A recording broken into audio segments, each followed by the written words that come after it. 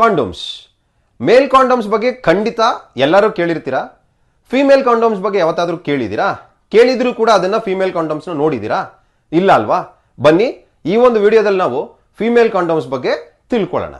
So female ಕಾಂಡೋಮ್ಸ್ ಹೆಸರು ಹೇಳ್ದಂಗೆ ಇದನ್ನ ಯೂಸ್ ಮಾಡೋದು ಯಾರು? ಫಿಮೇಲ್ಸ್. ಇದನ್ನ ಏನ್ ಮಾಡ್ತಾರೆ, ಸೆಕ್ಸ್ಗಿಂತ ಮುಂಚೆ ಫಿಮೇಲ್ಸ್ ವೆಜೈನಾ ಒಳಗಡೆ ಇನ್ಸರ್ಟ್ ಮಾಡ್ಕೋತಾರೆ. ಸೊ ನೋಡಿ, ಇದು ಫಿಮೇಲ್ ಕಾಂಡೋಮು. ಸೊ ಇದರಲ್ಲಿ 2 ರಿಂಗ್ಸ್ ಇರುತ್ತೆ, ಒಂದು ದೊಡ್ಡದು, ಇನ್ನೊಂದು ರಿಂಗ್ ಚಿಕ್ಕದು. ಇದೇನಾಗುತ್ತೆ, ವೆಜೈನಾ ಒಳಗಡೆ ಇನ್ಸರ್ಟ್ ಮಾಡ್ಕೋತಾರೆ, ಅಂಡ್ ಇದೇನಾಗುತ್ತೆ, ವೆಜೈನಾ ಆಚೆ ಕಡೆನೆ ಇರುತ್ತೆ. ಸೊ ಇದರಿಂದ ಏನಾಗುತ್ತೆ ಅಂದ್ರೆ ಸ್ಪರ್ಮ್ ಏನಾಗಲ್ಲ, ವೆಜೈನಾ ಒಳಗಡೆಗೆ ಎಂಟರ್ ಆಗಲ್ಲ. ಸೊ ಯಾವಾಗ ಸ್ಪರ್ಮ್ ವೆಜೈನಾ ಒಳಗಡೆ ಎಂಟರ್ ಆಗಲ್ವೋ, ಸೊ ಆಗ ಏನಾಗಲ್ಲ, ಪ್ರೆಗ್ನೆನ್ಸಿ ಆಗಲ್ಲ. ಸೊ ಈಗ ಈ ಫಿಮೇಲ್ ಕಾಂಡೋಮ್ನ ಬೆನಿಫಿಟ್ಸ್ ಬಗ್ಗೆ ತಿಳ್ಕೊಳ್ಳೋಣ. ಫಿಮೇಲ್ ಕಾಂಡೋಮ್ಸ್ನ ಮಾಡಕ್ಕೆ ಲ್ಯಾಟೆಕ್ಸ್ ಯೂಸ್ ಮಾಡಲ್ಲ. ಸೊ ಲ್ಯಾಟೆಕ್ಸ್ ಯೂಸ್ ಮಾಡದೇ ಇರೋ ಕಾರಣಕ್ಕೆ ಅಲರ್ಜಿ ಆಗಲ್ಲ, ಒಂದನೇ ಬೆನಿಫಿಟ್. ಎರಡನೇ ಬೆನಿಫಿಟ್, ಇದೇನ್ ಮಾಡುತ್ತೆ, ಸೆಕ್ಶುಯಲಿ ಟ್ರಾನ್ಸ್ಮಿಟೆಡ್ ಇನ್ಫೆಕ್ಷನ್ಸ್ ಕೂಡ ಏನ್ ಮಾಡುತ್ತೆ, ಇದು ಪ್ರಿವೆಂಟ್ ಮಾಡುತ್ತೆ, ಎರಡನೇದು.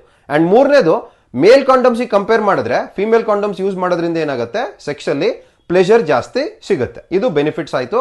ಈಗ ಇದ್ರ ಡಿಸ್ಅಡ್ವಾಂಟೇಜಸ್ ಏನಂತ ತಿಳ್ಕೊಳ್ಳೋಣ. ಸೊ ಮೇಲ್ ಕಾಂಡೋಮ್ಸ್ಗೆ ಕಂಪೇರ್ ಮಾಡಿದ್ರೆ ಇದನ್ನ ಯೂಸ್ ಮಾಡೋದು ಅಷ್ಟು ಈಸಿ ಅಲ್ಲ. ಇದನ್ನ ಯೂಸ್ ಮಾಡಬೇಕಂದ್ರೆ ಫಿಮೇಲ್ಸ್ಗೆ ಪ್ರಾಕ್ಟೀಸ್ ಬೇಕಾಗತ್ತೆ, ಒಂದನೇದು. ಎರಡನೇ ಡಿಸ್ಅಡ್ವಾಂಟೇಜ್ ಏನ್ ಇದರಿಂದ ಅಂದ್ರೆ, ಸೊ ಇದು ಕಂಪೇರ್ ಟು ಮೇಲ್ ಕಾಂಡೋಮ್ಸ್ ಇದು ಕಾಸ್ಟ್ಲಿ, ಎರಡನೇದು. ಮೂರನೇ ಡಿಸ್ಅಡ್ವಾಂಟೇಜ್ ಏನು ಅಂದ್ರೆ, ಇದು ಅಷ್ಟು ಈಸಿಯಾಗಿ ಮೇಲ್ ಕಾಂಡೋಮ್ಸ್ ಸಿಕ್ಕದಷ್ಟು ಈಸಿಯಾಗಿ ಇದು ಸಿಗಲ್ಲ. ಸೊ ಈ ತರ ವಿಚಾರಗಳನ್ನ, ಇನ್ನು ಹೊಸ ವಿಚಾರಗಳನ್ನ ತಿಳ್ಕೋಬೇಕಂದ್ರೆ ನನ್ನ ಚಾನಲ್ನ ಸಬ್ಸ್ಕ್ರೈಬ್ ಮಾಡ್ಕೊಳ್ಳಿ.